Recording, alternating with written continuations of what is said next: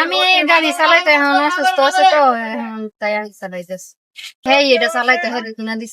আমি অসুস্থ হওয়ার কারণে আপনি চালান। আচ্ছা, লোকজন কিছু বলে নাকি? একজন গালাগালি করছিল এনে যে সিগারেট বেচে, উনি খালি আমার কাছে ফোন নাম্বার চায় করে আমার কয় সিগারেট বেচে যে আমার কয় নেন একটা সিগারেট খাট।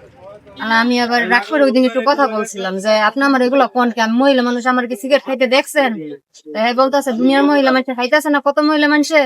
তো এইটা নিয়ে হ্যাঁ আমার মা তুইলা মায়ের নিয়ে অনেক খারাপ খারাপ ভাষা গালাগালি করছে।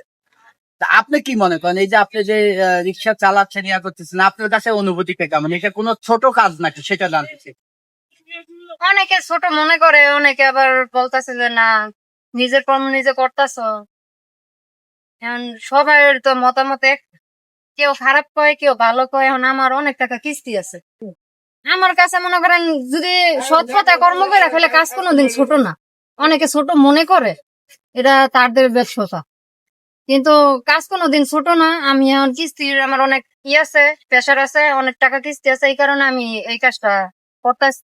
রিক্সা চালানো ছাড়া আপনার কোন কাজ করার ছিল বা অন্য কোনো কাজ করলে মনে করেন যে কিস্তিটা দিতে পারি না, এমনকি বাচ্চাদের সময় দিতে পারি না, সংসার সময় দিতে পারি না।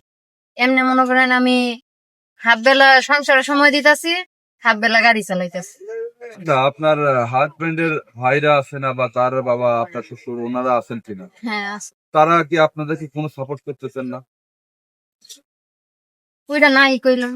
কেউ যদি আপনাকে দোকান করে দেয়, রিক্সা চালানো একটা মেয়ে মানুষের পক্ষে একটু কষ্ট করে, যদি কেউ মুদি দোকান করে দেয়, অনেক অন্য কর্মসংস্থান করে দেয়, আপনি দেখা যাচ্ছে সেখানে বসে মুদি দোকান চালাইতে পারবেন অনায়াসে। এই ধরনের কেউ যদি সহায়তা করে আপনি নিবেন কিনা? নিবেন? আচ্ছা।